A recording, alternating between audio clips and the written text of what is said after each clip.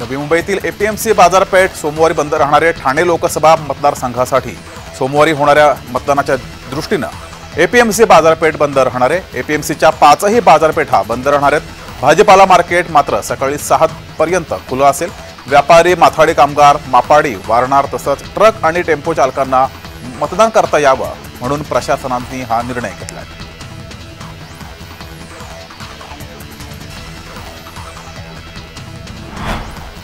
मोहिनी एकादशी, उन्हाळ्याची सुट्टी, त्यात रविवार आणि उजनी धरणातून सोडलेलं पाणी चंद्रभागा नदीत पोहोचल्यामुळे चंद्रभागेचे स्नान आणि देवदर्शनासाठी हजारो भाविक पंढरपुरात दाखल झाले। भाविक भक्तांची मांदी याळी बघायला मिळाली। आलेल्या भाविकांनी नौका विहाराचा आनंदही लुटला।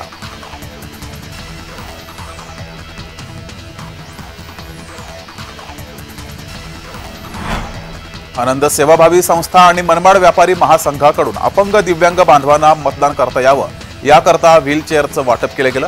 यावेळेस व्यापारी महासंघाचे अध्यक्ष राजाभाऊ, मनमाड नगरपालिकेचे मुख्याधिकारी शेषराव चौधरी, आनंद सेवा संस्थेचे अध्यक्ष कल्पेश बेदमुथा व्यापारी उपस्थित होते। यावेळेस व्हीलचेअरचं नगरपालिकेच्या स्वाधीन या व्हीलचेअर केल्या गेल्या।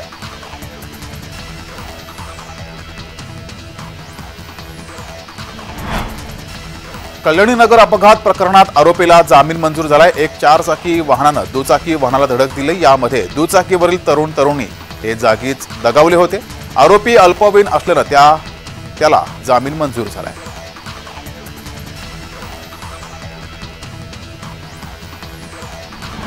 पुण्यातील वानवडे भागातील सराफा दुकानावरती दरोडा टाकला गेला। दरोडेखोरांना अटक करण्यात आली आहे। पुणे पोलिसांच्या गुन्हे शाखेनं कारवाई केली आहे। अवघ्या 12 तासात गुन्हे शाखेनं 7 जणांना ताब्यात घेतलंय। 7 आरोपींकडून 20 लाख रुपयांचा मुद्देमाल जप्त केलाय।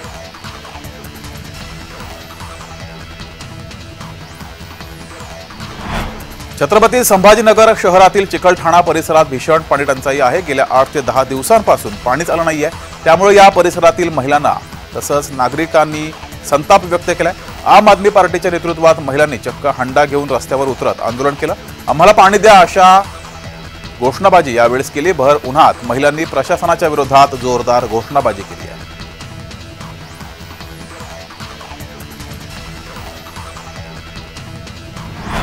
नाशिकच्या मनमाडजवळील पानेवाडी इंधन प्रकल्पातून रेल्वेद्वारे इंधन वाहतूक करण्यासाठी इंधन कंपनीच्या परिसरात असलेल्या उभ्या असलेल्या रेल्वे वॅगनमधून इंधन चोरी केली गेली। 6 रेल्वे कर्मचाऱ्यांना या प्रकरणी ताब्यात घेतले गेले। त्यांच्याकडून 40 लिटर डिझेल, पेट्रोल तसंच इंधन चोरीसाठी वापरण्यात येणारी प्लास्टिक कॅन, बाटली यासह मोटरसायकल जप्त करण्यात आली आहे।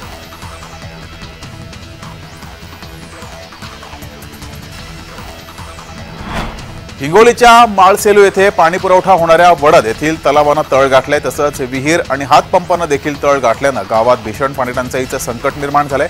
माळसेलू येथील अनिल देशमुख या युवकानं पुढाकार घेत गावात स्वखर्चानं मोफत टँकरनं पाणी पुरवठा सुरू केलाय।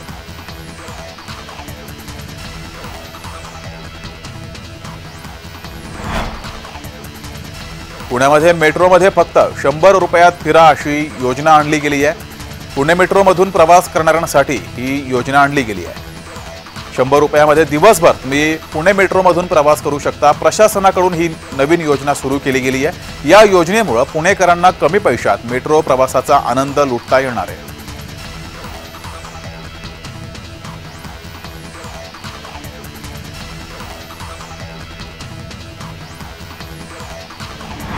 मुंबईची लाईफलाईन म्हणून ओळखल्या जाणाऱ्या मुंबई लोकल ट्रेनमधून प्रवास करणाऱ्या प्रवाशांची संख्या दिवसेंदिवस वाढत चालली आहे। त्यामुळे लोकल ट्रेनला प्रचंड गर्दी असते। गर्दीमुळे लोकलमधून पडून अनेकांचा मृत्यू झाल्याच्या घटना वारंवार समोर येत आहेत। अशामध्ये आता गर्दीमुळे लोकलमधून पडून झालेला मृत्यू हा अपघातच असल्याचं मुंबई हायकोर्टानं स्पष्ट केलंय।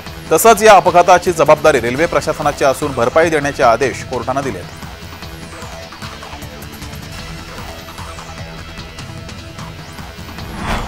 गोंदिया जिल्ह्यातील सालेकसा तालुक्यातील आदिवासी बहुल भागातील जीके कला आणि विज्ञान महिला महाविद्यालय कावराबांध येथील विद्यार्थिनींना परीक्षा केंद्र बदलल्यामुळे 15 ते 20 किलोमीटर पायपीट करावी लागली। 1 किलोमीटर अंतरावरील झालिया येथील नियमित परीक्षा केंद्र ऐन परीक्षेच्या तोंडावर बदलण्याचा निर्णय विद्यापीठाने घेतला असल्यामुळे या निर्णयावर आणि विद्यापीठाच्या कार्यक्षमतेवरच प्रश्नचिन्ह उपस्थित करत विद्यार्थिनींनी रोष व्यक्त केला आहे।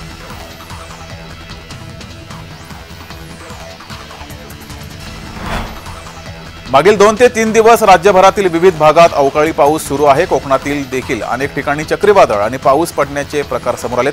चिपळूणमधील सह्याद्री भागात झालेल्या ढगफुटी सदृश्य पावसाचे व्हिडिओ समोर आले। अर्धा तास मुसळधार पडलेल्या पावसानं आडरे अनारी परिसरातल्या नद्या या प्रवाहित झाल्या। मे महिन्यात पाण्यासाठी वणवण करावी लागत असताना सह्याद्री भागातील गावांमध्ये पडलेल्या मुसळधार पावसाचे हे व्हिडिओ समोर आलेले आहेत। ऐन उन्हाळ्यात मे महिन्यात नद्या प्रवाहित झाल्यात।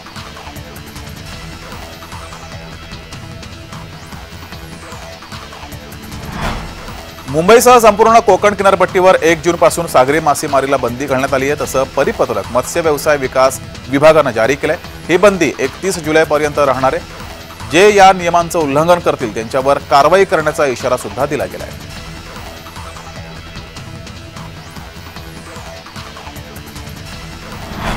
राज्यात पूर्वमोसमी पावसाचा जोर ओसरला आहे। ढगाळ हवामानामुळे उन्हाचा चटका कमी अधिक होत असतानाच उकाडा मात्र कायम आहे। विदर्भ मराठवाड्यात वादळी वाऱ्यासह पावसाचा तर कोकणात उष्ण आणि दमट हवामानाचा इशारा हवामान खात्यानं दिलाय।